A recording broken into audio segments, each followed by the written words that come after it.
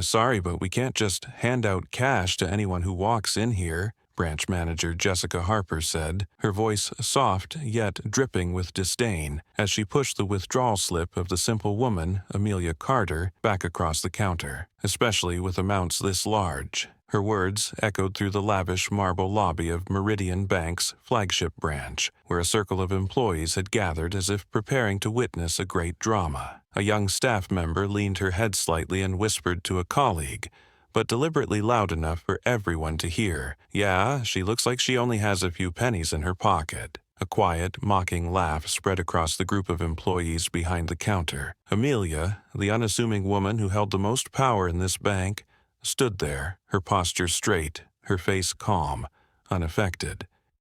Every second that passed felt like a cold knife cutting into her dignity, but Amelia didn't flinch. What these employees didn't know was that the moment they mocked her would be the turning point that would end their careers. Because right after, the woman they had underestimated would reveal her true identity. And with just a brief phone call, the entire proud flagship branch would witness its darkest day in history. Have you ever been judged for your humble appearance, only for others to discover who you really are? If you have, this story will give you one of the most satisfying, instant karma moments you've ever seen. The story begins when Amelia Carter appeared, quietly, without fanfare. She wore a simple navy hoodie, dark jeans, and worn leather shoes. No designer labels, no flashy accessories. Just a handcrafted leather bag, faded from years of use. Amelia walked directly up to the counter, standing tall, her gaze steady. She placed a withdrawal slip and her ID on the counter, her voice polite but firm. "I would like to withdraw $115,000 from my account." The counter fell silent for a brief moment. Beth Monroe, the young teller, froze for an instant. Her eyes quickly scanned the withdrawal slip, then shifted up to Amelia, from head to toe, with a look of doubt and barely concealed mockery. Not far away, Mike Sanders, another teller, was organizing a stack of files. Upon catching Beth's knowing look, Mike walked over, whispering just loud enough for those nearby to hear, "She looks like she borrowed a few bucks." A burst of quiet laughter rang out from the customer service desk. Some of the waiting customers began to glance at Amelia, eyes filled with pity, suspicion, even ridicule. Amelia heard every word, every glance, every short laugh mixed in the air thick with luxury. But she didn't change her expression. She was used to those looks all her life. Only this time, those laughing at her didn't know the woman they were mocking wasn't just a customer at Meridian Bank. She was the head of this entire financial empire. Beth awkwardly pulled the withdrawal slip back, leaned over her computer, and began to tap on the keyboard repeatedly, as if checking the information. In reality, it was just an excuse to stall. Mike, still standing nearby, folded his arms across his chest, looking on suspiciously as if Amelia might cause trouble at any moment. Another employee, Richard Evans, sitting at the next counter, crossed his legs and eyed Amelia with a mix of amusement and disdain. He nudged his colleague and whispered, "Must have won the lottery or something." Each of those words, each half-smile, was like a silent knife poking at Amelia's pride. But she stood tall, unmoving, unreacting, like a rock amidst the rushing, dirty waters. The soft sound of a piano playing over the bank's PA system could not mask the undercurrent of sophisticated contempt spreading through the air like poisonous smoke. None of them knew that, in less than 10 minutes, everything they took for granted, from their jobs to their careers, would be ripped apart by none other than the woman they had just disrespected as an outsider in this sacred temple of money. And Amelia Carter was just getting started. Amelia Carter stood there, silently enduring the glances and sarcastic remarks as she had so many storms in her life before. But behind that calm exterior was an ocean of memories churning, memories that no one in this lavish bank would ever bother to care about or know. 25 years ago, in this very building, Amelia had stood behind the counter, wearing an oversized light blue uniform and a simple plastic name tag, Amelia Carter, trainee. No powerful family backing her, no one holding the door open for her to enter this cold world of finance. She had only one thing to carry, an unshakable determination, as cold as ice, and a sharp intellect that no one had yet been astute enough to notice beneath her humble appearance. In those early days, Amelia had to endure condescending glances, harsh comments from people just like Beth Monroe or Mike Sanders today, people who believed that a designer jacket or a Mont Blanc pen were the true measures of worth. While other tellers were selected for intensive training, Amelia was given menial tasks, sorting files, counting coins, handling risky accounts that no one else wanted to touch. Many nights she sat alone in the dark storage room, surrounded by thousands of yellowing files, learning to read credit forms, analyze failed loans, teaching herself things that no one bothered to show her. No applause, no encouragement.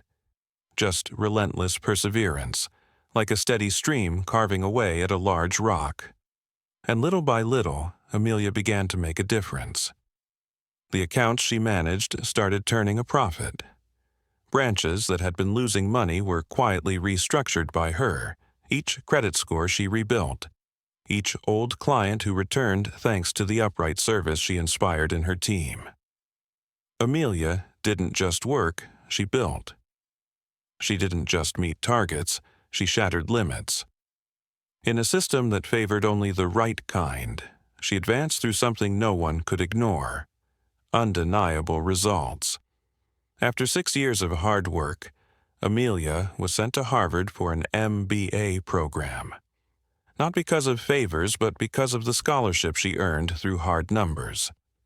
When she returned to Meridian, she was no longer a timid trainee, she was a natural leader.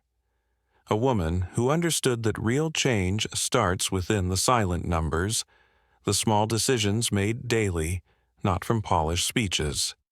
Gradually, from credit officer, she became branch manager. From branch manager, she became regional director. 3 times, Amelia saved 3 branches on the brink of closure, each time bringing them back into the top 5 of the region. Her performance reports even caused board members to lower their heads and reconsider.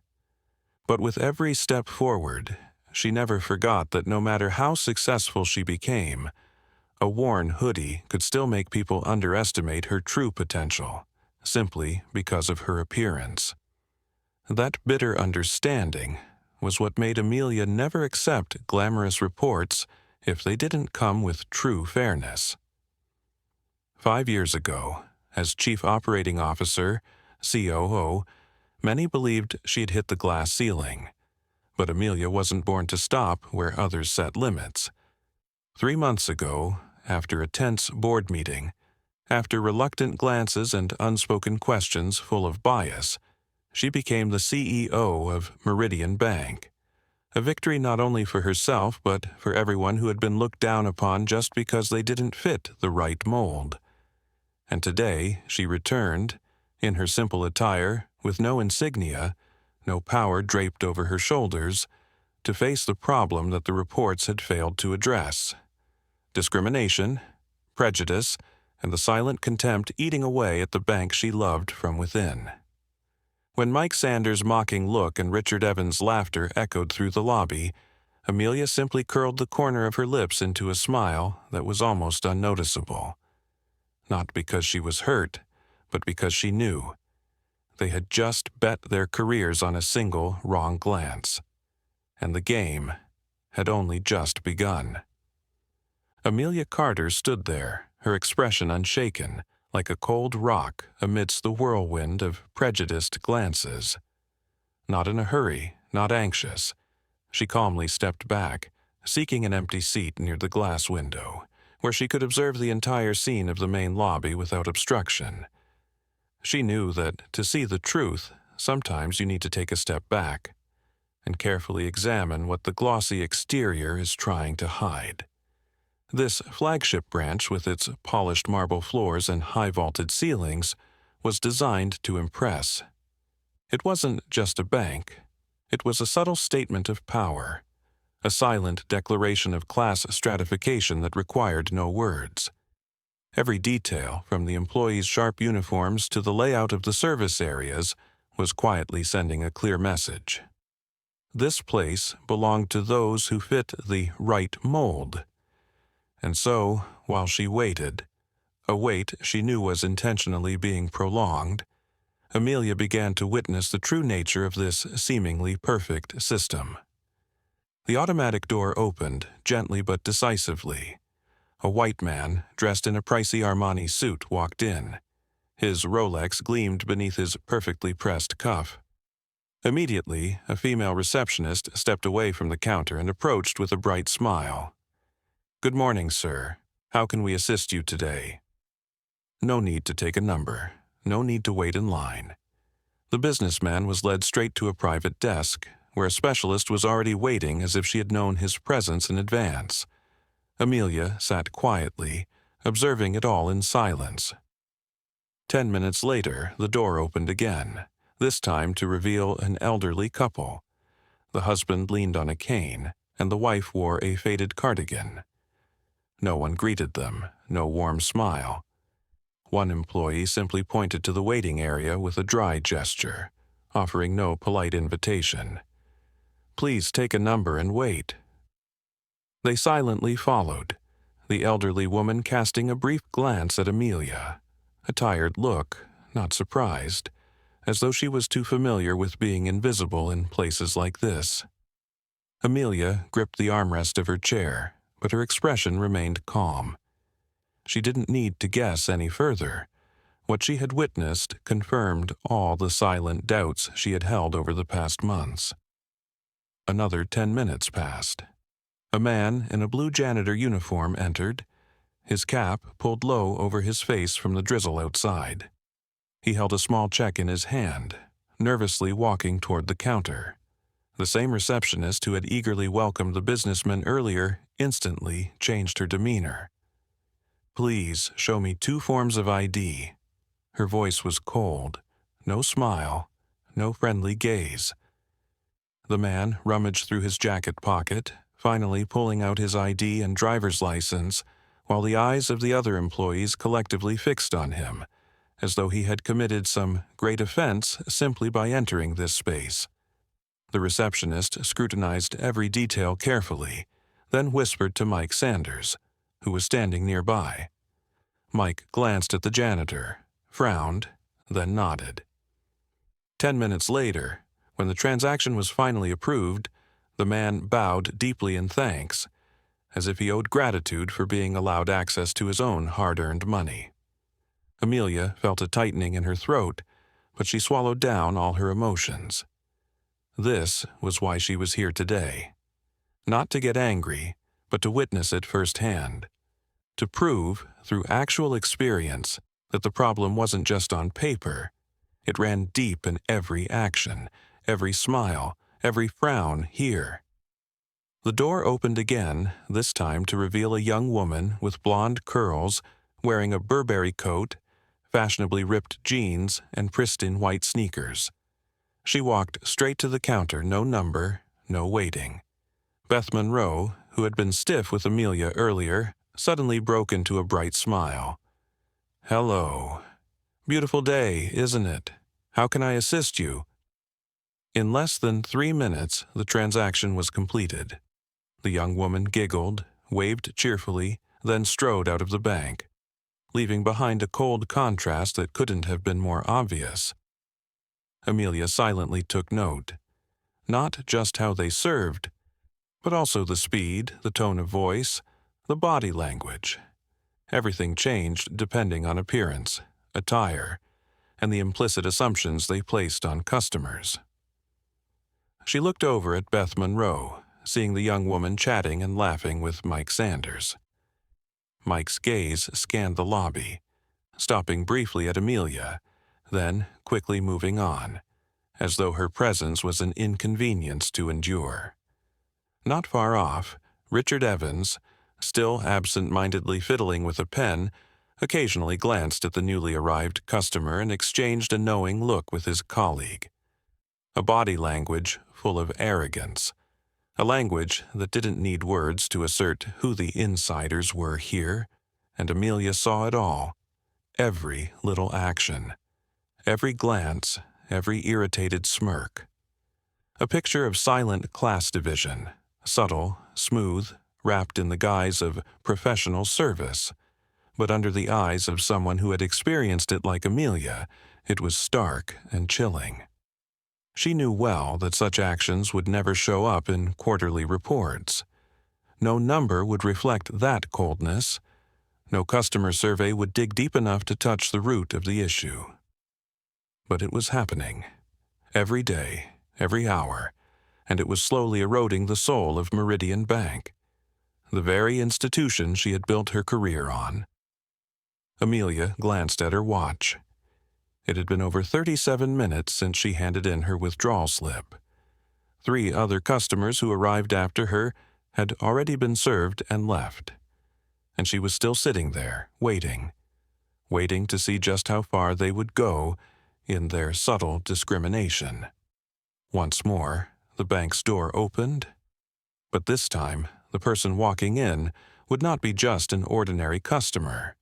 This was the moment that would open the earthquake set to drown all the complacency that had seeped into these cold marble stones. And Amelia Carter, the simple woman in the faded hoodie, was ready. Amelia Carter didn't need to check the time. She knew it had been far too long compared to the service standards of a flagship branch like Meridian. Every second she sat there quietly waiting was not just a test of patience, it was a sophisticated trial. A test to see how she would react to the subtle yet cold discrimination. Finally, when the indifference had almost reached a level of rudeness, Beth Monroe, the young teller who hid her uneasy gaze behind thick mascara, reluctantly gestured for Amelia to approach counter number 3. Without haste, without showing any frustration, Amelia stood up, the worn leather of her bag gently brushing her hip with each slow step. The light above reflected off the polished stone floor, illuminating every sideways glance, every mocking smile from the employees pretending to be busy behind the counter. Amelia walked over and gently placed the withdrawal slip and her identification on the counter, as if preparing for a ritual. She didn't need to say anything else. All the necessary information was already neatly presented in the slip and ID in front of Beth. However, when Beth's eyes scanned the clearly marked $115,000 on the slip, the young woman's body seemed to freeze for a moment. Her fingers, which had been tapping unconsciously on the counter, suddenly stopped, then awkwardly clenched around the edge of the counter as if trying to keep her composure. A brief furrow of her brow, then Beth immediately looked up and exchanged a quick glance with Mike Sanders, standing a few steps away, clearly ready for such a situation. Mike didn't need to be called twice. He strode towards the counter, his broad shoulders acting like a physical presence of pressure, and positioned himself behind Beth, forming a living wall of intimidation. His voice rang out, intentionally loud enough to silence the entire transaction area. "Is there a problem with this transaction?" The question was not directed at Beth, the one handling the counter. It was aimed directly at Amelia, like an unspoken punch, like an accusation before it could even be formed. Curious, tentative eyes mixed with a bit of eagerness from the other customers immediately turned toward Amelia, as if she had just inadvertently triggered a security crisis in the middle of the bank. Unflinching, Amelia lifted her chin, her steady gaze meeting Mike's. When her voice rose, it was still soft, but carried with it a chilling decisiveness. "There's no problem. I'm simply withdrawing money from my own account." Beth, now completely caught up in the whirlwind of suspicion that Mike had initiated, began nervously double-checking the paperwork. She checked the ID 3 times, as if hoping to find a small mistake to justify the confusion building in the transaction area. Mike frowned, his arms crossed over his chest, signaling distrust. A withdrawal this large needs to be carefully verified. We've had a few cases of fraud recently. Do you understand? His words echoed in the space, followed by whispers around the room. A middle-aged woman in a business dress murmured to her companion, "Look at her. Who would believe it?" A middle-aged man in a suit shook, his head, his gaze gleaming with judgment. Probably won the lottery or something shady. Amelia stood still, her brown eyes as calm as a stormy sea, unruffled, unwavering. She knew those whispers. She had heard them since she was a child, ever since the first time she stepped into a world where people judged you by your appearance. And she knew, right now, if she let her emotions take over, if she reacted impulsively, those people, Beth, Mike, Richard, would have the perfect excuse to validate their unfair suspicions. So, Amelia smiled lightly, her smile polite yet laced with irony. "I completely understand. That's why I've prepared all the necessary documents. If you need further confirmation, please proceed according to the usual procedures." A heavy silence followed. Beth lowered her head to the keyboard, entering the data into the system, while Mike still stood there like a shadow of suspicion. His shoulders slouched, his arms tightly crossed, his gaze never ceasing to scrutinize. Not stopping there, Mike leaned over Beth's shoulder, glancing at the computer screen, then smirked. "Her account activity seems quite unusual. Definitely needs a deeper check." Richard Evans, from the counter across the room, caught the signal, stepped closer, and whispered, deliberately loud enough for a few nearby customers to overhear, "Could be money laundering or identity fraud." The words, the looks, the smirk, all were like poisoned daggers, stabbing into Amelia's calm, trying to provoke a reaction they could exploit. Beth hesitated, typed a few commands into the system, then looked up, her voice no longer maintaining the thin veneer of professionalism. "Sorry. Could you explain the source of this money? This is a large sum." It was the question that, from the moment she stepped in, Amelia knew had been reserved for customers who didn't fit. A question no Armani-suited man, no blonde-haired, curly girl, those who had just left with large transactions, would ever face. Amelia looked directly at Beth, her gaze steady as if reading an old poem. "This is my money in my account at this bank, which I'm withdrawing. I don't see the need for further explanation. If you have evidence I'm breaking the law, please present it. Otherwise, proceed with the transaction as usual." No raising her voice, no provocation, just a gentle reminder, sharp as a thin blade, cutting through the false professionalism of the charade. Beth swallowed, her hands trembling slightly. Mike, unwilling to back down, turned to signal Richard. "Call Jessica. Call the branch manager."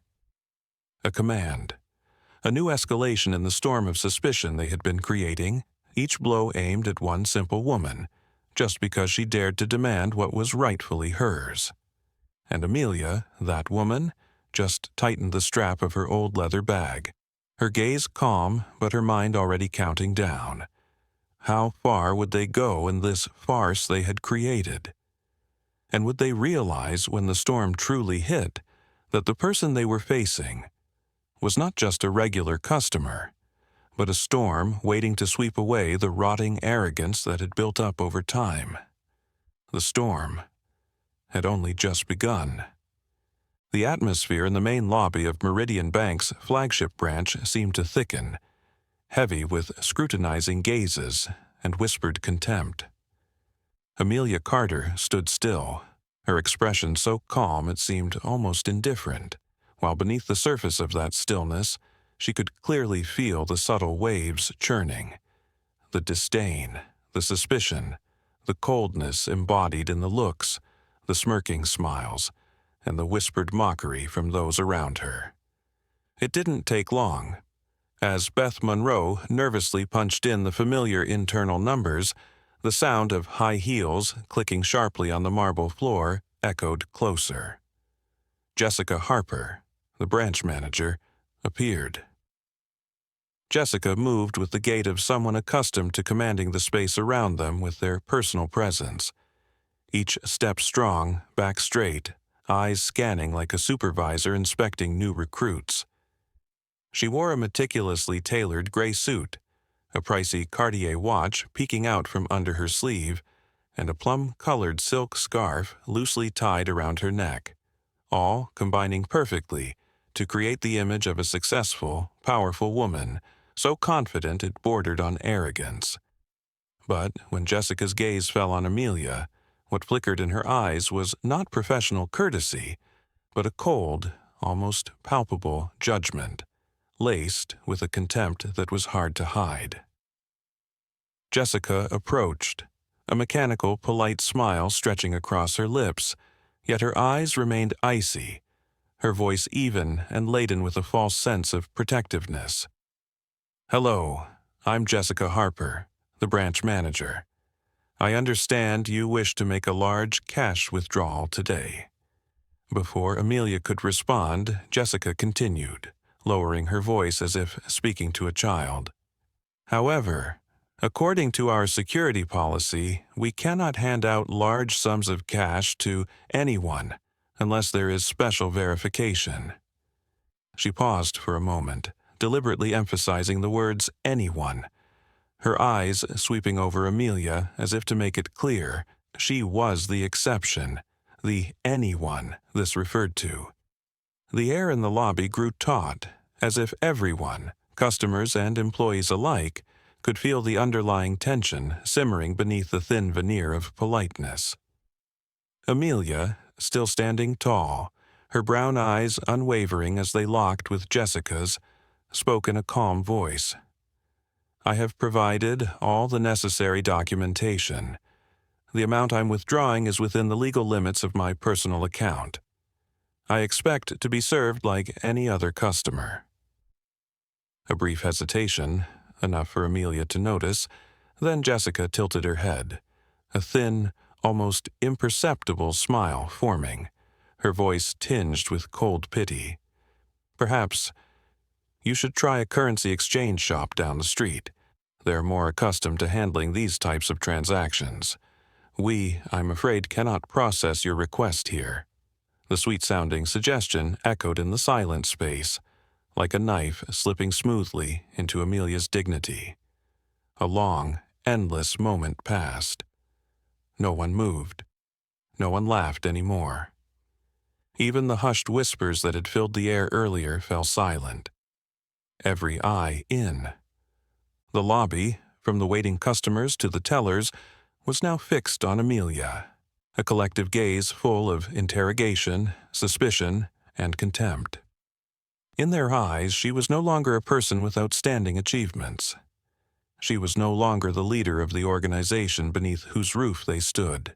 She was no longer a customer entitled to service as promised by Meridian Bank. She was simply a problem, an outsider, someone to be excluded, deftly but decisively. Jessica, sensing the upper hand, smiled once more, this time unable to hide her subtle sense of triumph. "You understand, don't you? We're just trying to keep our customers safe. There are places more suited for this kind of transaction. Here, we have standards." Standards. The word passed through the air like a lash of leather, striking sharply against the skin. Their standards, clearly, did not include people like Amelia, or customers who didn't wear the facade of class. Amelia gazed deep into Jessica Harper's eyes, and in that moment, she saw one thing clearly. It wasn't because Jessica lacked information, nor was she genuinely concerned for the bank's safety. It was simply prejudice. A prejudice so deep-rooted, it clung to the shiny surface like poisonous roots beneath the soil. The prejudice that anyone who dressed simply, who didn't flaunt wealth, who didn't belong to the lavish display of status, was undeserving. That prejudice made Jessica feel that denying Amelia was justified. It made her believe she was protecting the brand values by pushing people like Amelia out the door. Amelia tilted her head slightly, her voice lowering, each word clear and cold. I understand perfectly. And I also believe what's happening here will not stop in this lobby. A cold flicker appeared in Amelia's eyes, sharp enough to make Beth, who was standing behind the counter, shudder slightly. But Jessica didn't notice, or perhaps deliberately chose not to. The long-standing confidence in her small power at this branch had blinded her, making her unaware that she was beginning a storm she wouldn't be able to control. Jessica waved her hand, as if trying to end the conversation.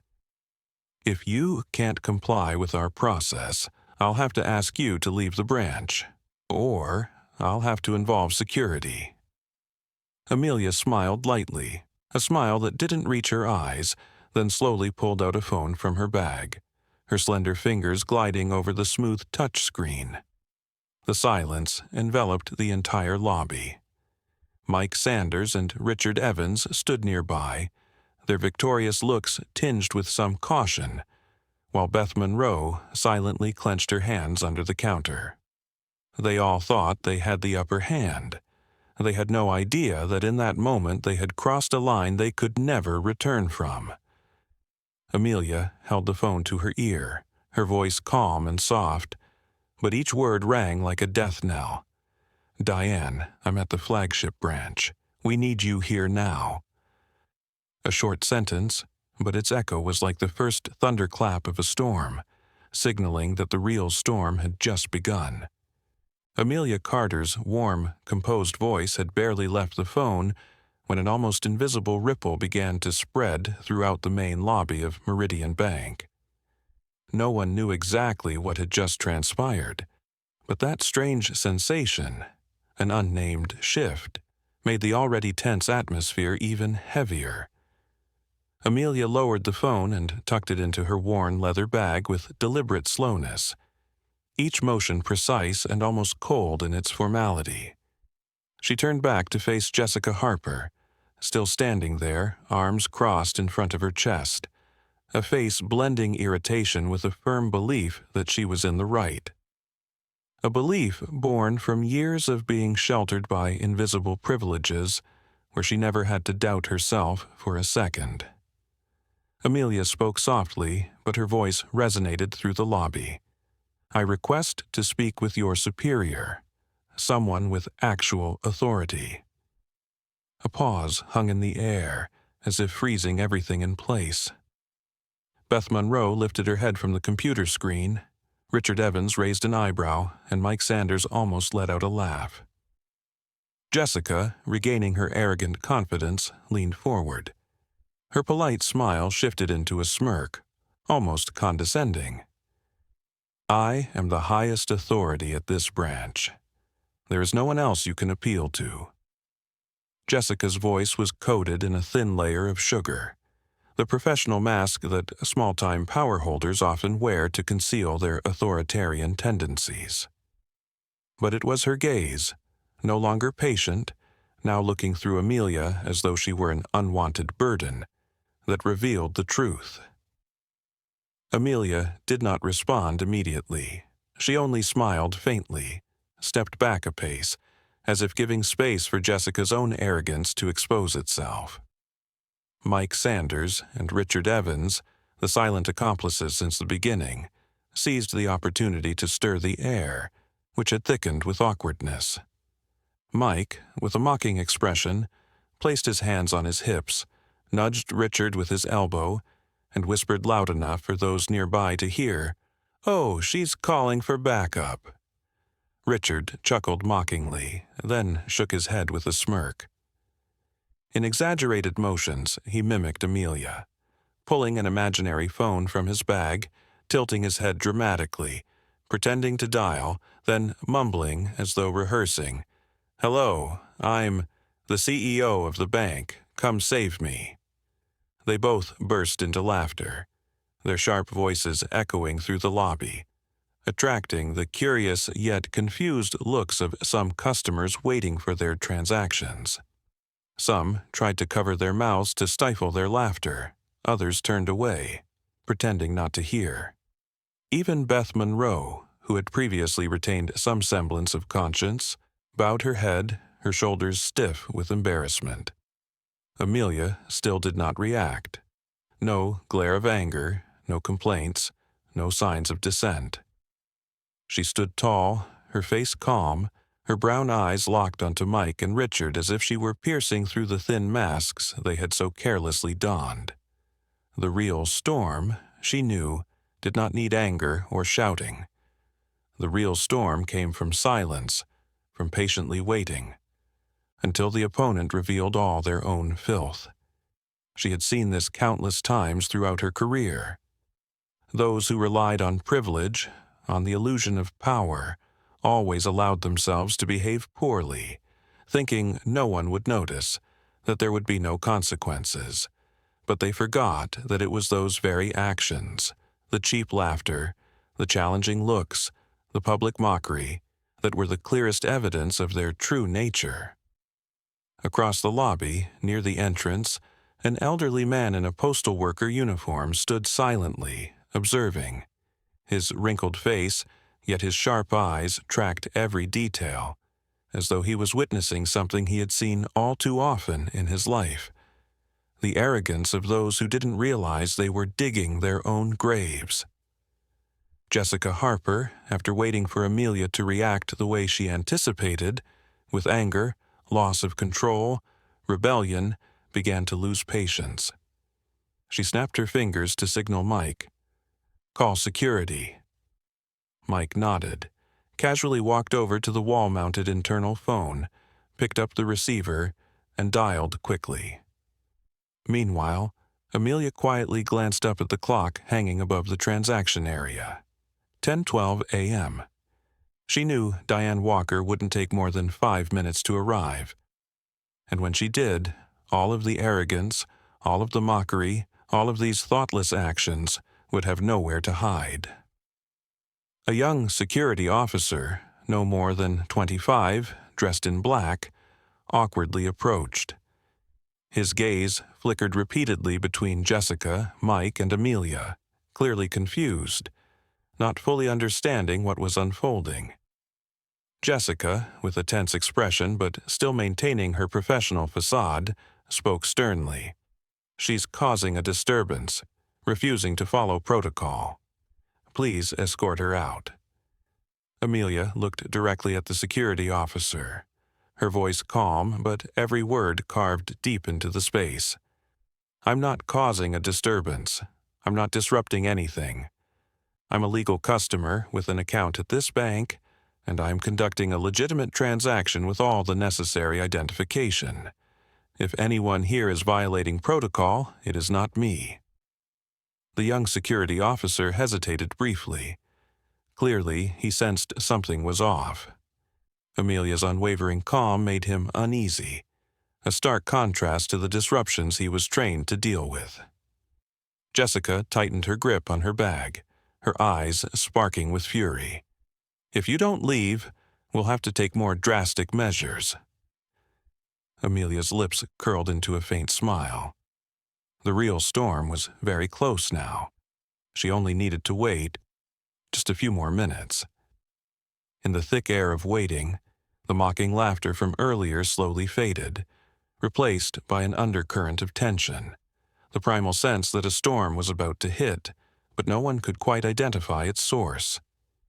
And then, from a distance, the soft ding of the elevator echoed. A small, delicate sound, but to Amelia it was the signal. The wake-up call for those lost in their delusions of power.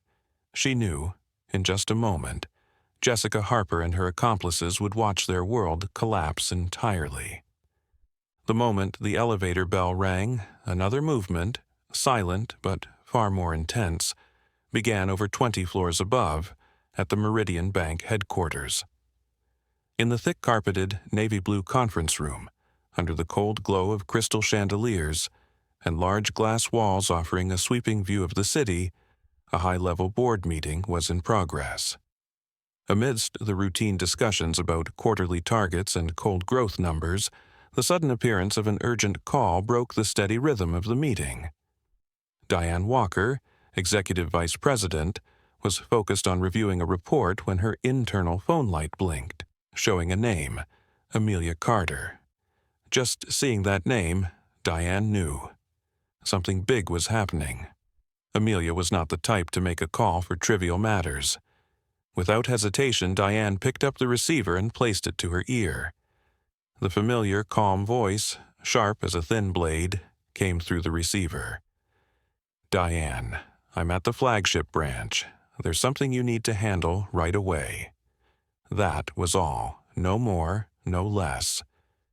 But to Diane, who had weathered countless storms with Amelia, just the tone in her voice was enough to make her stand up abruptly, her leather chair snapping back. Diane's face drained of color. Not from fear, but from the quiet rage bubbling up like magma within. Immediately, she turned, her voice a steel command. "Activate all the surveillance cameras at the flagship branch. Now, every angle, every microphone, from the first customer this morning." The security tech team, busy preparing reports for the regular meeting, froze for a moment, then began moving with a rare urgency. Large plasma screens mounted along the walls flickered to life, each frame from the surveillance cameras flooding in like a torrential downpour. The main lobby, the teller stations, the customer service areas, every detail from the flagship branch came into sharp focus, right down to the frowns, the condescending glances. Diane squinted, her cold gaze scanning every frame. In under a minute, she had grasped the entire picture. Amelia, the CEO of the bank, in simple attire, being treated like a suspicious outsider, right in the heart of the institution she had built over her career. At the same time, in the adjacent boardroom, the Meridian Board of Directors, the most powerful figures in the city's financial industry, were also receiving an alert. "Urgent issue involving the CEO. Please switch to the monitoring channel." At first, there were just uncomfortable glances mixed with surprise. Who dared interrupt a high-level meeting like this? But when the flagship branch footage appeared clearly on the wall screen, and they saw Amelia Carter surrounded by condescending tellers, challenged by an arrogant branch manager, publicly mocked by the counter staff, the entire room sank into a thick silence. No one spoke. Jonathan Prescott, the chairman, elderly yet sharp, gripped the armrest of his chair, his knuckles turning white from the strength of his hold. Beside him, Catherine Reynolds, a board member and senior strategic advisor, shuddered slightly, her mouth agape in disbelief. Dennis Whitehill, known for his cold and pragmatic nature, couldn't hide his pale shock when he realized how grave the situation had become. On the screen, Jessica Harper stood before Amelia, in a dominant stance, her arrogant voice coming through clearly thanks to the internal microphone system. "Perhaps you should try a currency exchange shop down the street. They're more suited for this kind of transaction." Diane Walker gripped her tablet tightly, her cold gaze sweeping through each camera angle like a hunting falcon. It wasn't just Jessica's refusal to serve. It wasn't just Mike Sanders and Richard Evans laughing and mocking. It was the entire branch system, from the tellers, the reception area, to the security staff, all silently complicit, unwittingly creating an invisible wall against the very head of the bank. Diane spun around, commanding the technical team. "Record all video. Cut out each segment of discrimination, each word, each gesture. I want the compressed copy immediately." She knew, both by instinct and experience, that they were facing not just an internal scandal, but a potential disaster in terms of legal, ethical, and reputational fallout. Inside the meeting room, Jonathan Prescott broke the silence with a stern voice. "What are we witnessing here?" No one answered. Because the answer, though unspoken, was already clear before them. The collapse of the values that Meridian Bank had once proudly proclaimed. Diane Walker stood tall, her eyes as cold as ice, her voice leaving no room for delay.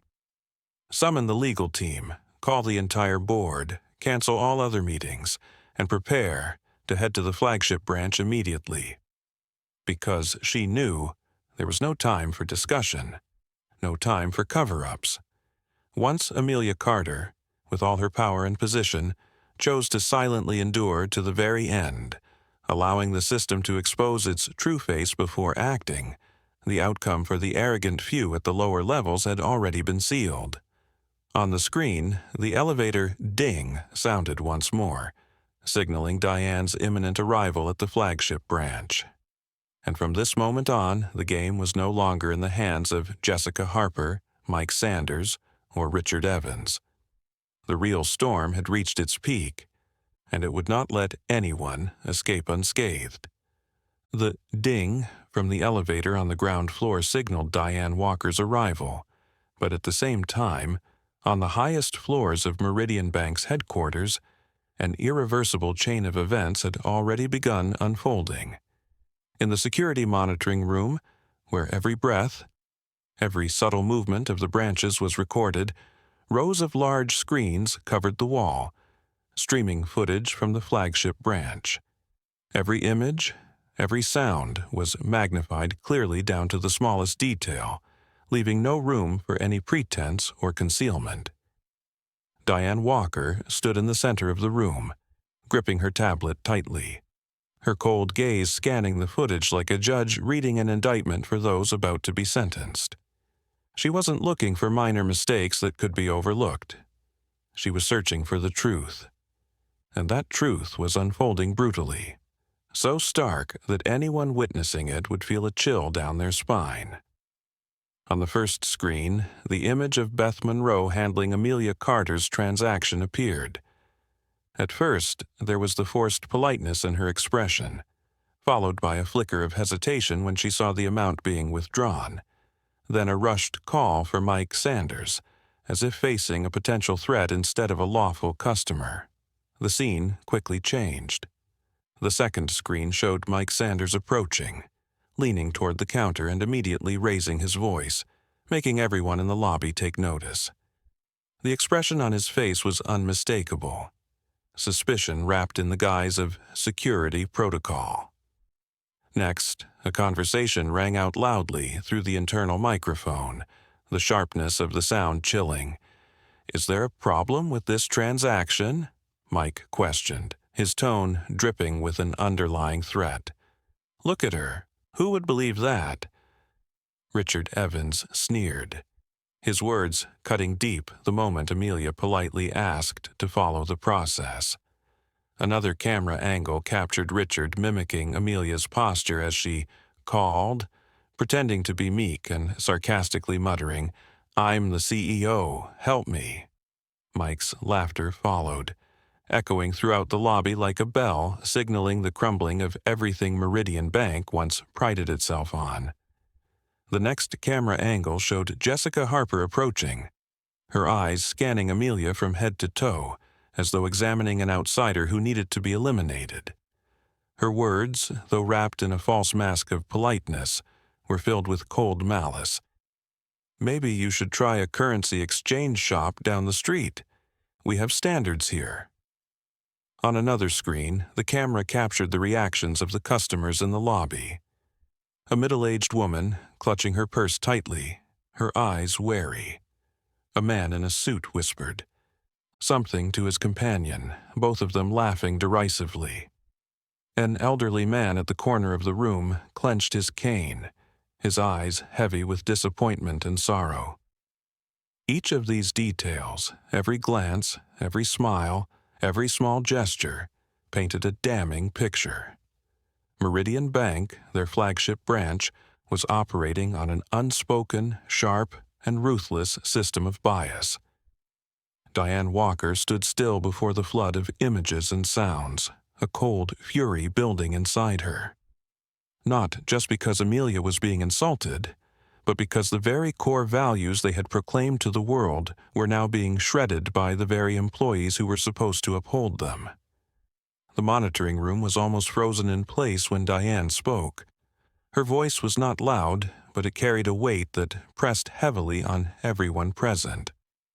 Record all footage. Do not cut. Do not edit. I want every second, every minute saved. A young technician, pale and stammering, nodded. Understood, Vice President. She turned and strode quickly to the boardroom, where the powerful faces of the Meridian board were still focused on the large screen, their expressions growing heavier by the moment. Jonathan Prescott, the oldest and one of the founding members of Meridian Bank, slammed his hand down on the table. "What are we witnessing here?" His voice trembling with anger. "Blatant discrimination in our flagship branch. Against our very CEO." Catherine Reynolds slowly spoke. Her cold eyes narrowed. "It's not just a personal insult, Jonathan. This is a violation of federal financial service laws. If this case gets exposed, we'll face fines, lawsuits, and irreparable reputational damage." Dennis Whitehill, now red-faced, gripped the file in front of him tightly. "Who is managing the flagship branch?" Diane Walker didn't need to check. Jessica Harper. 15 years of experience. A strong record. But if we dig deeper, there have been complaints about subtle discrimination that were overlooked in performance reviews. A heavy silence fell. Everyone knew they had turned a blind eye for years because of the pretty numbers on the reports. And now, that indifference was coming back to haunt them. Jonathan Prescott growled, "Go to the branch immediately. Everyone. No one is to be left out of this." And, like an army preparing for battle, the entire board, and the most powerful people in the bank, stood up, leaving the meeting room and heading straight for the ground floor, where a storm was waiting to erupt. Down below, Amelia Carter stood, calm in the eye of the storm, while Jessica Harper, Mike Sanders, and Richard Evans had no idea that their fate had been sealed in those few cold frames. When the elevator doors opened on the ground floor, the soft mechanical sounds echoed, but the true storm was raging violently inside the hearts of those about to step through the door. Diane Walker, in a sharp navy suit, took long, decisive strides toward the flagship branch's main hall. Her gaze was cold as steel, her breathing steady as if counting down to the moment of confrontation. No warning, no polite knock. Only the sharp sound of the large glass door slamming open, crashing into the wall, causing the murmurs of conversation in the bank lobby to fall instantly silent. Everyone turned. The customers waiting for transactions, the employees sitting behind the counters, even the security guards who had stood motionless until that moment, all looked up, their eyes filled with shock and panic. Diane entered like a bolt of lightning in a clear sky. She didn't stop to observe. She didn't waste time with polite questions. She walked straight ahead, each step carrying the weight of an impending storm of power. In an instant, she stood in the center of the lobby, directly facing Jessica Harper, Mike Sanders, Richard Evans, and Amelia Carter, who stood still and composed, like a steadfast pillar amidst the chaos. Diane took a deep breath, then raised her voice, clear and firm, the sound echoing throughout the lobby. "Stop immediately." Her command struck the cold stone floor like thunder, freezing those who had once held the upper hand. Jessica, Mike, Richard, in their tracks, leaving them paralyzed. Beth Monroe, behind the counter, flinched, retreating as if she had seen a ghost. A few customers waiting for their transactions jumped, exchanging confused glances, afraid to speak a word. Diane didn't need anyone to ask or explain. She slowly turned, her gaze sweeping across the entire lobby like a laser beam, cold, precise, missing no one. Then she stopped, her gaze locked on Jessica Harper. Her voice rang out, each word punctuated like nails driven into wood. "You just humiliated your CEO, Amelia Carter." In that moment, all breath seemed to freeze. The air that had already been heavy seemed to drain from the room. Jessica Harper, the woman who had maintained a proud, cold demeanor until now, turned as pale as if she had been doused with a bucket of cold water in the middle of winter. She stammered, her voice trembling with none of the arrogance it once held.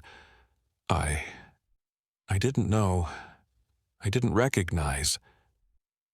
Diane took a step forward, each movement striking at the fragile layer of arrogance still clinging to Jessica's face. "Didn't know? Didn't recognize? You don't need to recognize anyone, Jessica Harper. Your job, your duty, is to serve every customer with respect, fairness, and dignity, no matter what they wear, how they look, or which door they enter. And you failed, miserably." Jessica opened her mouth to argue, but Diane raised her hand, a decisive motion like a sharp cut, forcing her to remain silent. Mike Sanders and Richard Evans, now having shifted from mocking arrogance to confusion, stood pale and lost, glancing at each other desperately for a way out but finding nothing but Diane's icy glare and Amelia's calm yet sharp gaze. Amelia Carter still had not spoken a word. She simply stood there, silent, allowing those who had once mocked her to witness the unraveling of their careers. After taking a breath to suppress her anger, Diane turned to face the entire staff in the lobby, her voice not loud, but filled with authority. "Everyone here today will be a witness to what has happened. Everything has been recorded, every word, every action. No one is exempt." Beth Monroe covered her mouth, her eyes wide with fear. A few other employees began retreating behind the counters, as though hoping to disappear. Diane turned back to face Jessica, her voice lowered, but each word sharp as a blade. "I require you, Mike Sanders and Richard Evans, to submit your employee IDs, lock your internal access accounts, and leave the branch immediately." Effective immediately, no excuses, no chances for redemption. Jessica stood frozen, rigid like a statue. Mike Sanders turned pale, stammering but unable to say anything. Richard Evans stood still, his face ashen, his eyes staring vacantly into nothing. No more smiles, no more condescending glances, no more arrogance. Only defeated individuals, exposed and vulnerable under the harsh light of day. Another security guard, a seasoned middle-aged man, stepped up to replace the young guard from earlier. Without needing a word, he silently collected the employee IDs from Jessica, Mike, and Richard, then led them out through the lobby, under the gaze of hundreds of eyes, eyes filled with judgment, disappointment, and disdain. Amelia Carter, still composed, merely nodded silently at Diane, a silent thank you. The first purge was complete, but the storm was far from over. Behind them, the glass door swung open once more, and the board of directors, Jonathan Prescott, Catherine Reynolds, Dennis Whitehill, entered, their faces grim, their gazes steely. They didn't need to ask what was happening, because everything was already crystal clear. The true confrontation between a corrupt, decaying system and the power of justice had just begun, right where every brick, every pane of glass, had once proudly borne the label Excellence of Meridian Bank. And this time, no one would shield the arrogant.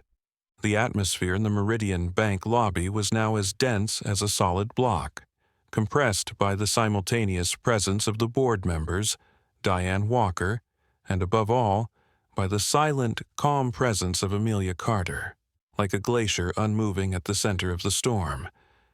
Amelia didn't need to speak in haste.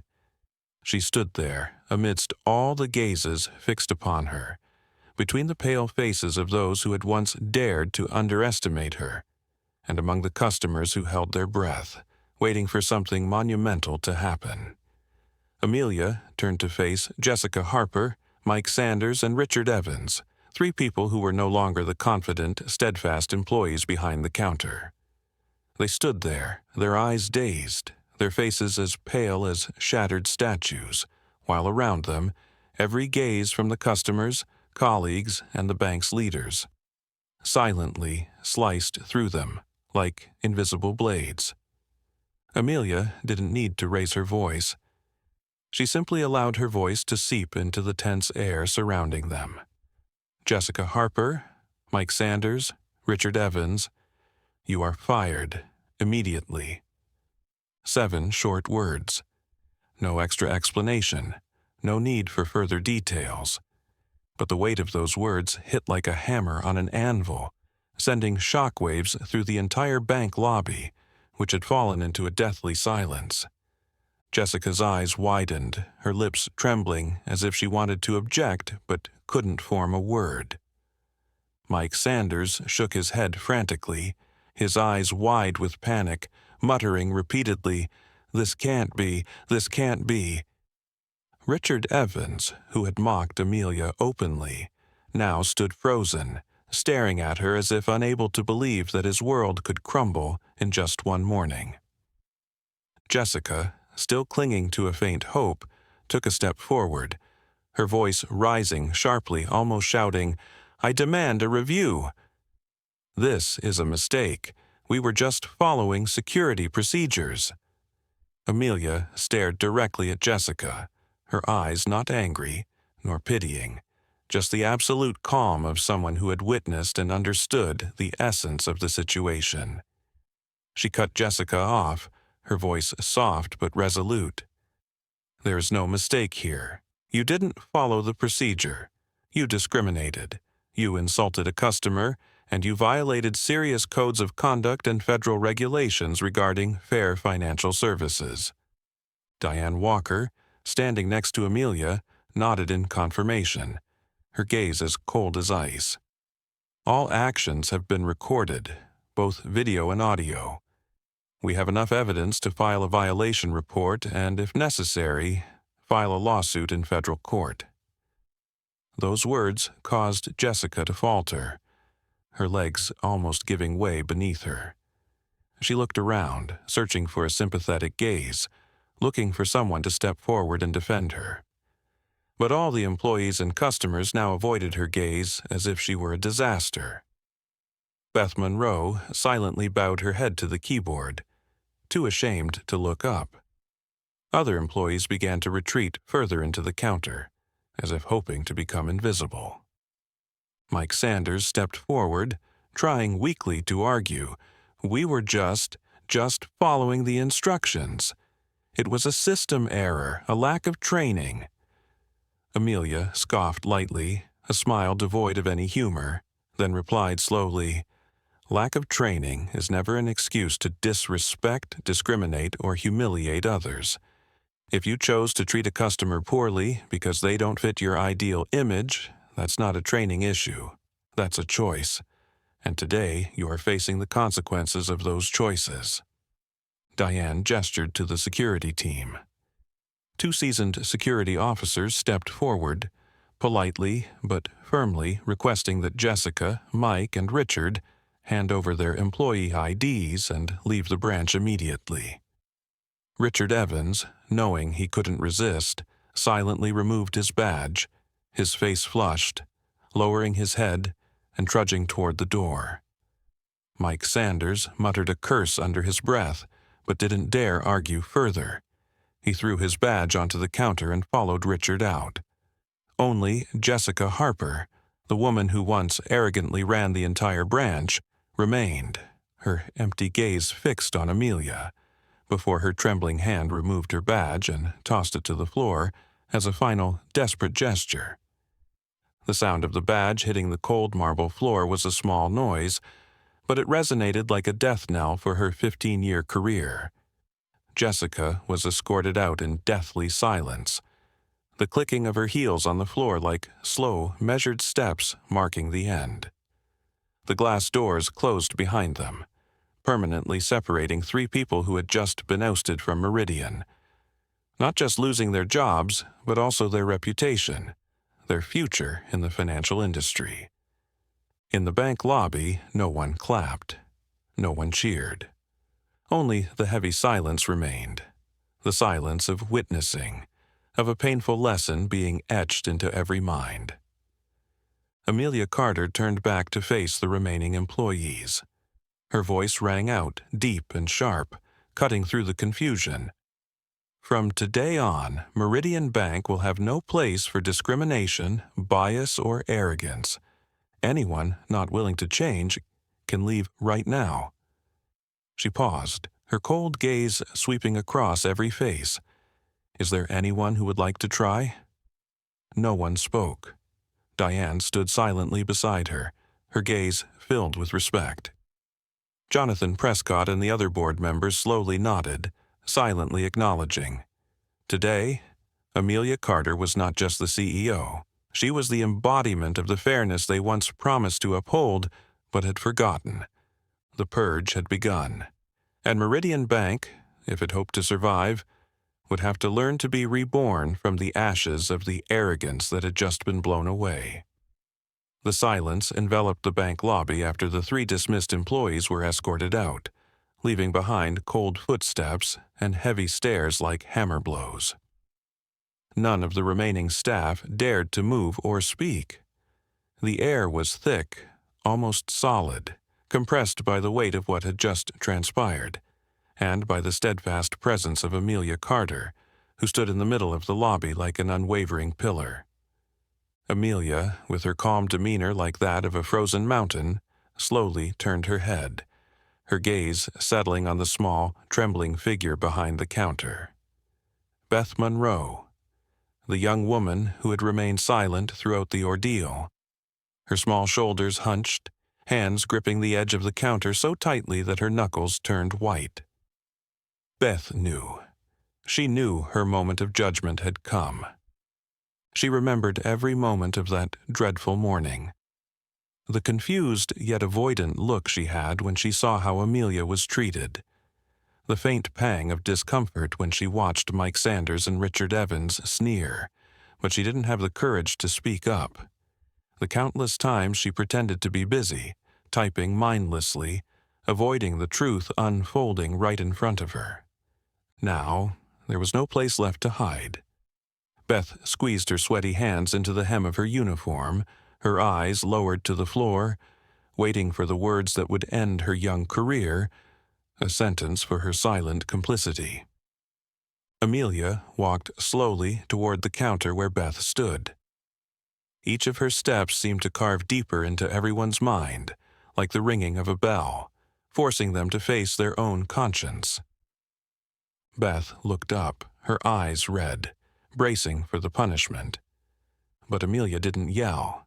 She didn't insult. She didn't humiliate. She simply stood before Beth, her gaze deep and calm, like a still lake.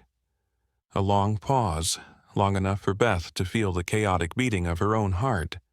Then Amelia spoke, her voice low but without coldness. Beth Monroe, I've been watching you from the start.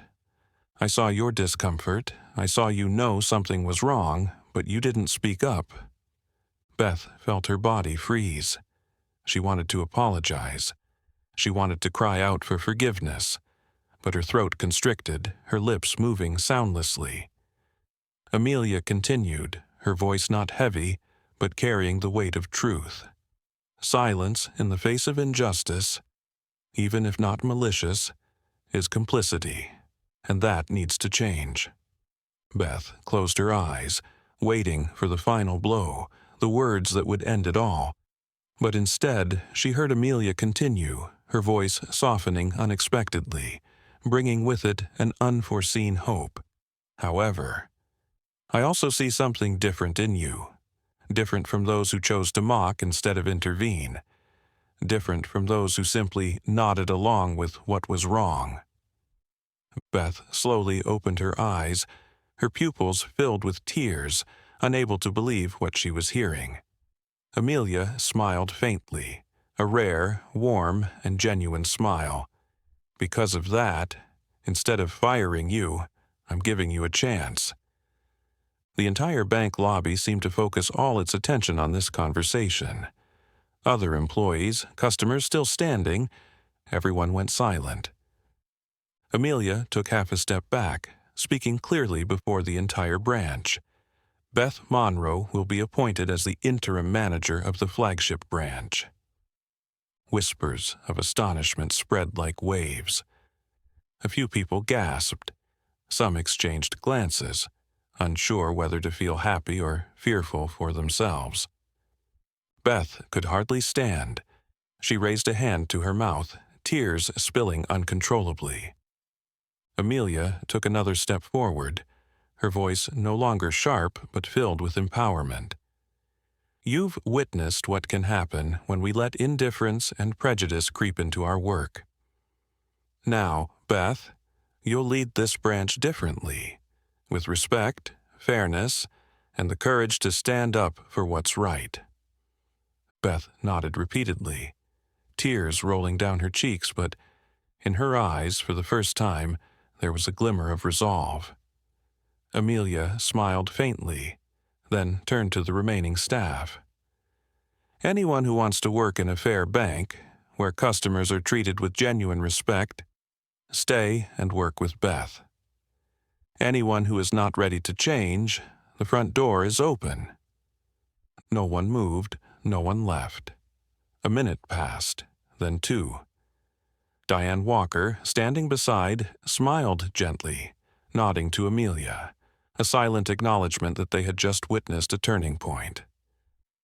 Beth Monroe wiped her tears, stepped out from behind the counter, now standing in front of her colleagues, now the interim manager, and for the first time, she truly felt the weight of her new role resting on her small shoulders.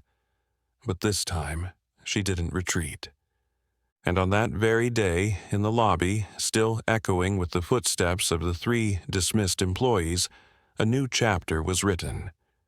One that began with remorse, the lesson of silence, and the courageous decision of a woman who seemed to have no more chances. As Beth Monroe stood firm before the employees and customers in the flagship branch lobby, her determined gaze silently affirmed that a new era had begun. But beyond the thick glass walls and cold marble floors, the aftershock from the incident was no longer confined to the flagship branch.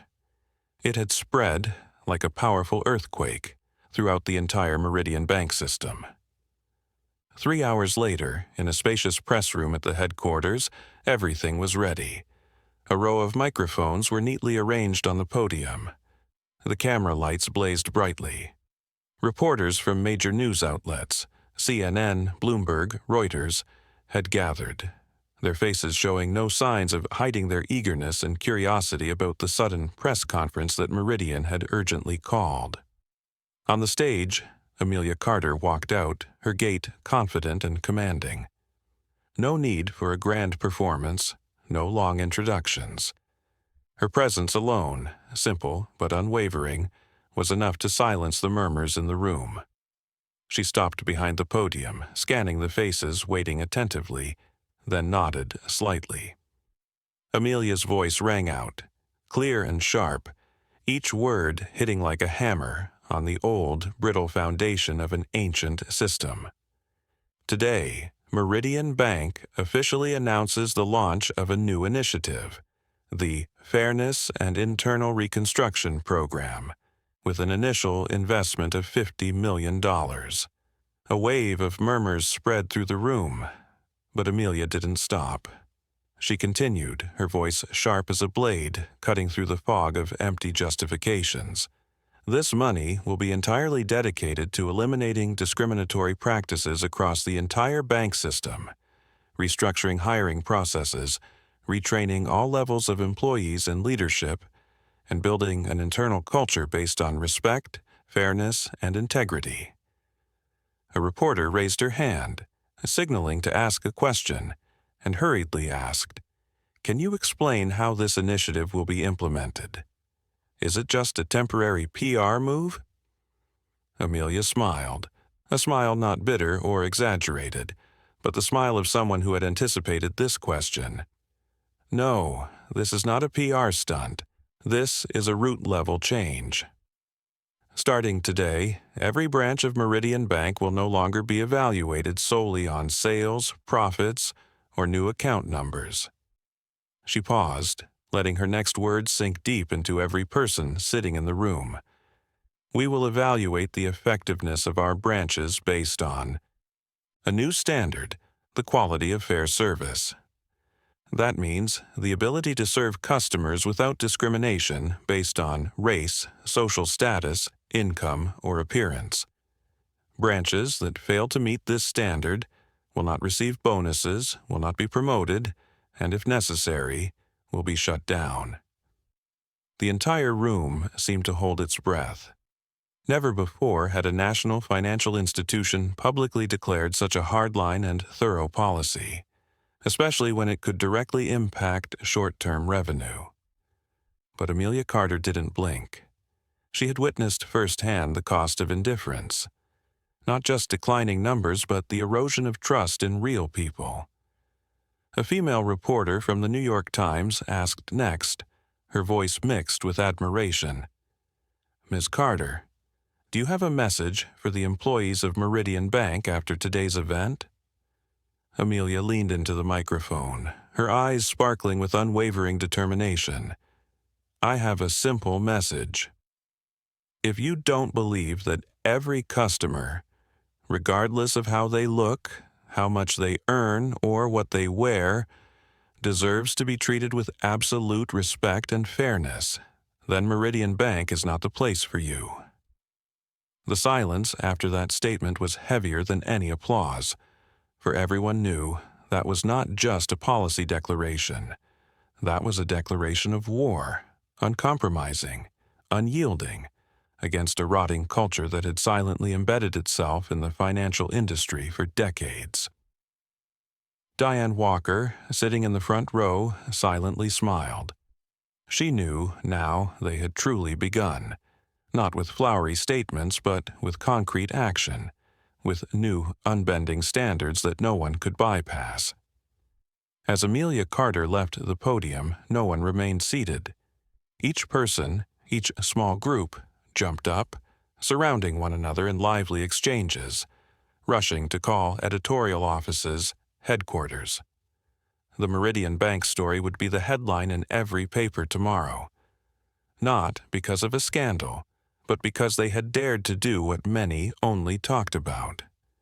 Amelia stepped out of the press room, her simple blazer fluttering lightly behind her with each steady step. She knew the battle ahead would be long. There would be hidden opposition, forces trying to maintain the status quo for their own benefit. But she also knew one thing more certainly than anything else.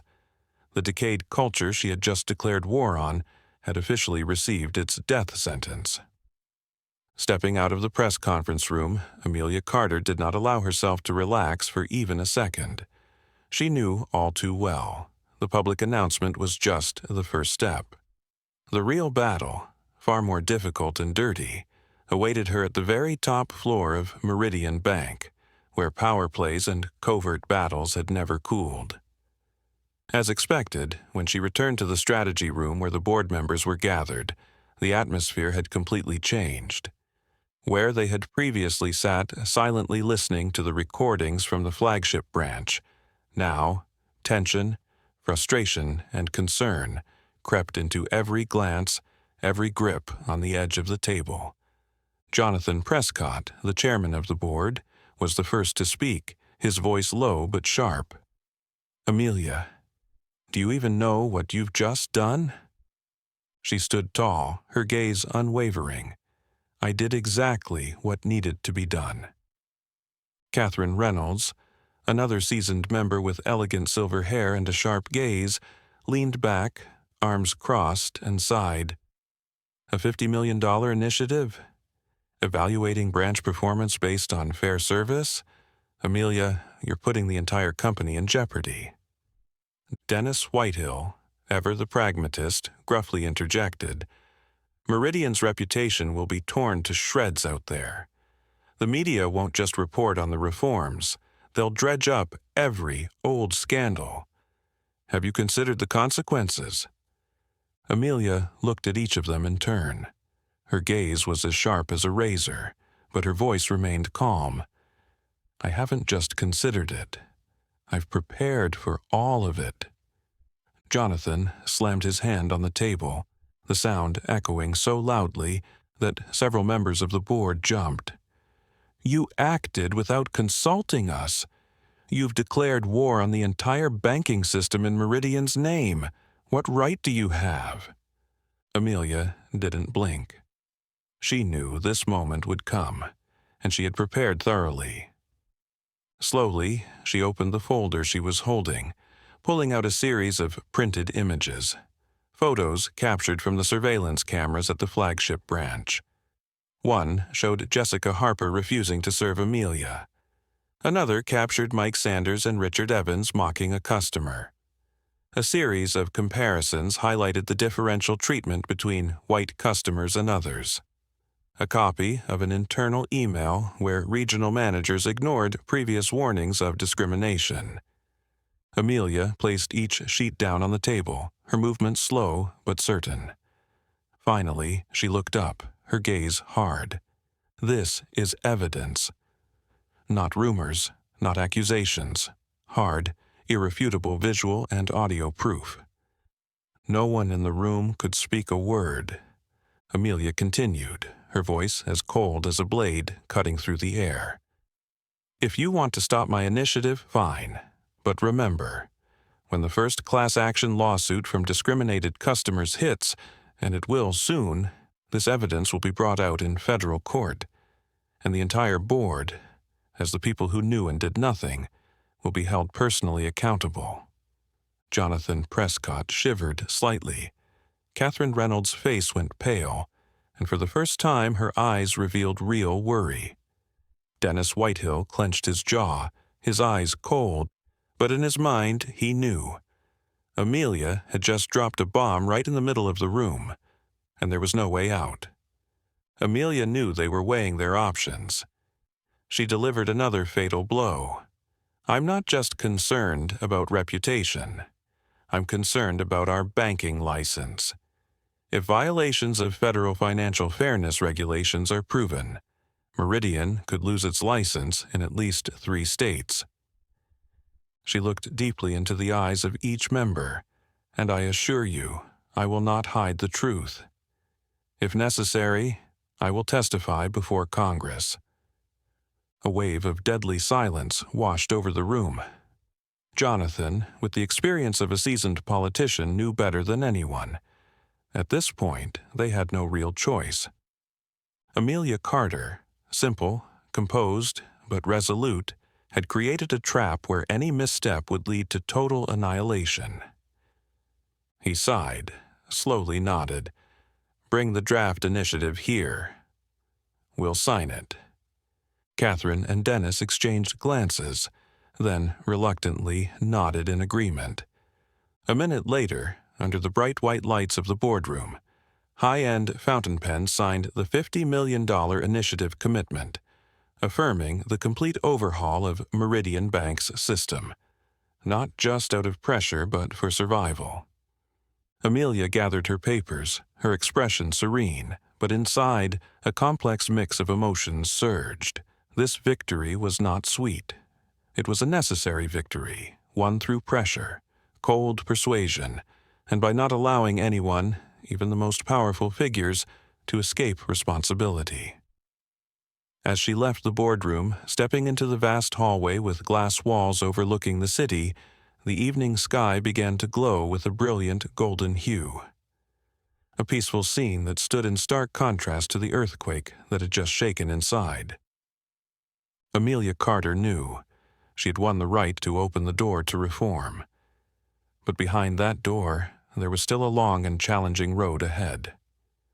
When Amelia Carter gently closed the door to the conference room behind her, she knew a new chapter had officially begun. No more empty promises, no more polished reports hiding the truth, no more polite but cold smiles to customers. From that day forward, Meridian Bank had to change, or it would cease to exist. In less than 2 weeks after the board of directors was forced to approve the initiative, the new set of criteria was issued and sent to the entire branch system nationwide, accompanied by an unprecedented restructuring decree in the bank's history. Every branch, whether in a bustling city center or a small remote town, had to adhere to one core principle. Every customer, regardless of background, appearance, wealth, or social status, must be served with absolute respect. No exceptions, no justifications, no delays. Amelia understood that to change a culture that had been rotting for decades, sheer willpower wasn't enough. It required real evaluation systems, reward and punishment mechanisms strong enough to change behavior before changing mindsets. Therefore, a two-way evaluation system was established.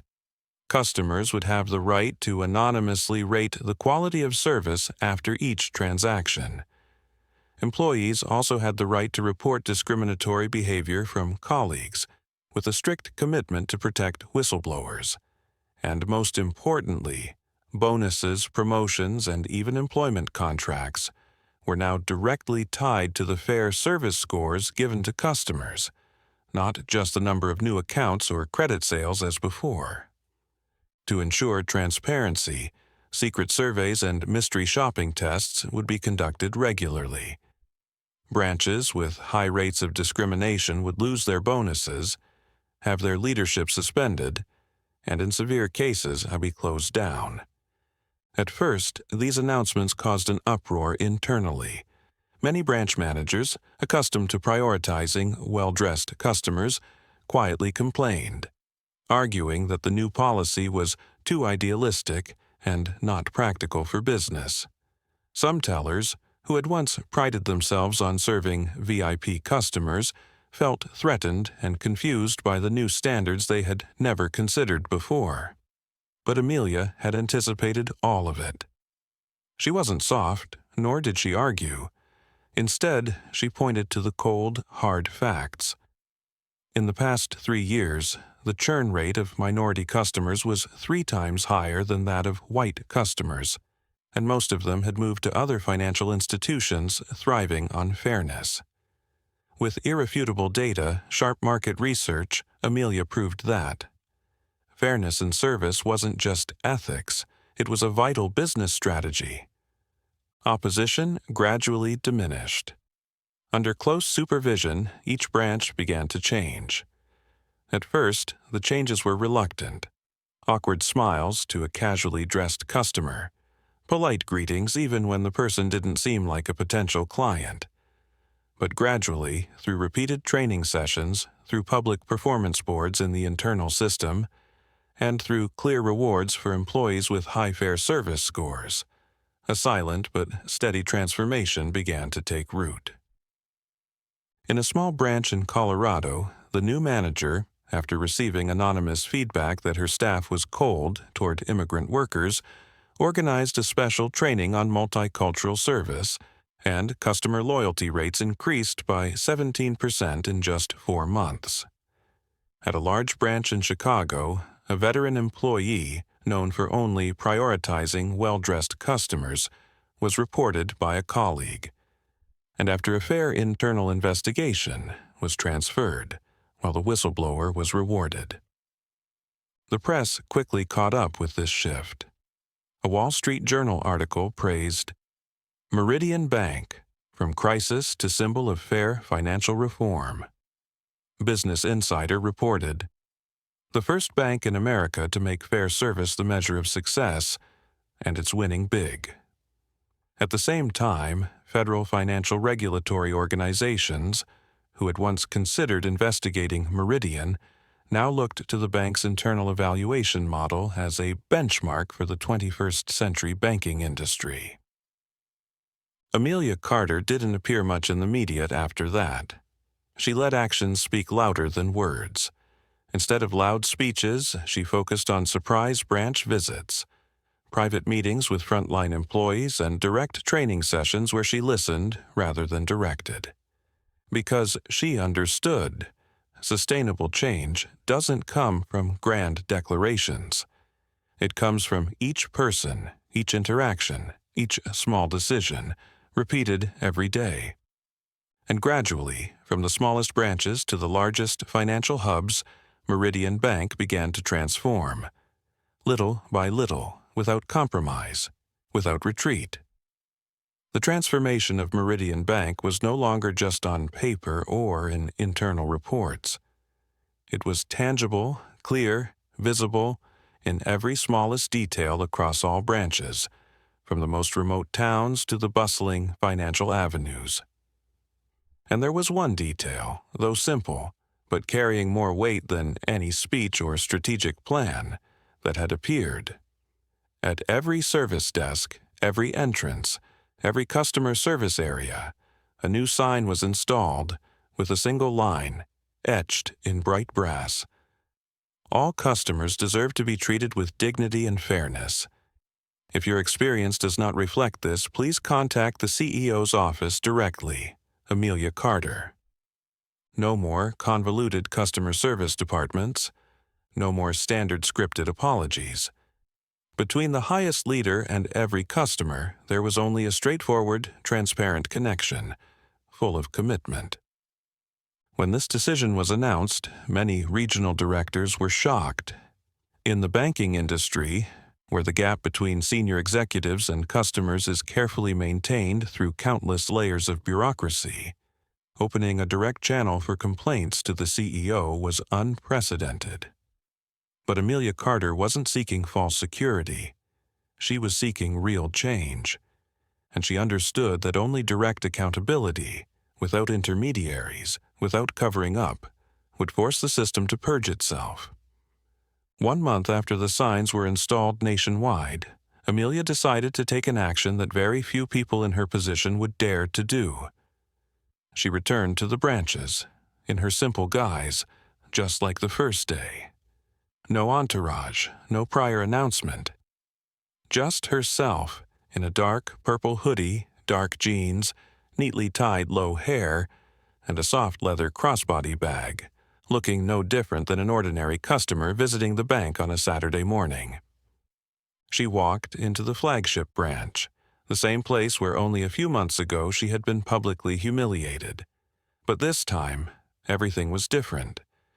As soon as Amelia pushed the door open, a young receptionist, around 25, immediately stood up straight, smiled brightly, and greeted her. "Good morning. Welcome to Meridian Bank. How can I assist you today?" His voice held no trace of artificiality, no scrutinizing gaze, no hidden arrogance, no checking her appearance for flaws. Amelia nodded slightly and walked deeper into the lobby. At the service desk, a middle-aged female employee politely invited her over, engaging with a rare level of courtesy and respect. When Amelia requested a small transaction, the teller not only handled it promptly, but also explained every step clearly, with genuine patience and professionalism. As Amelia glanced at the new, gleaming sign beside the counter, where the commitment to fairness stood out under the lighting, a light smile crossed her face. Without needing to ask, she could sense it. The service attitude here had changed, not out of fear or coercion, but out of an awakening. After flagship, Amelia continued quietly visiting other branches, from the crowded ones in downtown New York to the smaller ones in suburban Wisconsin. At each location, each transaction, every interaction, Amelia noticed the same fundamental shift. Employees looked at customers as equals, without judgment. Tellers proactively offered assistance, treating everyone with respect and without distinction.